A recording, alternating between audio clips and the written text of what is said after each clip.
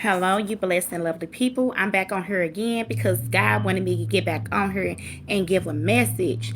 And because He was like, you didn't tell him about them being the apple of my eye, the apple of my eye. And I'm like, oh, okay, because I was like, okay, because he said he was telling me that he's getting his chosen people. So that's why I was like, okay, let me go on and put that message out for you guys. But he was like, you didn't tell him about them being the apple of my eye. And God say that you are the apple of his eye. He look at you as being precious and sacred and just wonderful to him. You know what I'm saying? Despite of what a person may feel, think, or whatever, because God said that He appointed you for a special assignment. So He look at you as being so special to the point where, hey, don't touch this person because I have sent this person forth towards the nations. You understand what I'm saying? To free these nations.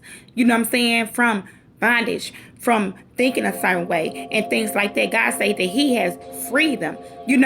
So God want me to read Zechariah chapter 2, verse 8 and Zechariah chapter 2, verse 12 in the Hebrews. So I'm going to read the King James Version first. And it says, for thus says the Lord of hosts, after the glory had He sent me unto the nations, which spoiled you. For he that touches you touches the apple of his eye. Do you hear that? God say anybody that touches you touches the apple of his eye. God is not finna play about you. God is gonna go to war about you. God is not finna play about you. God say that you are precious to Him. He needs you to think more of yourself because He said you are precious and you are worthy to even fulfill this assignment. So for Him to allow anybody to touch you or speak ill will about you, God is not going to allow it. God is not going to allow it. So you stay focused, you stay firm in what God have told you. You understand what I'm saying? And then let me read right here in the Hebrews.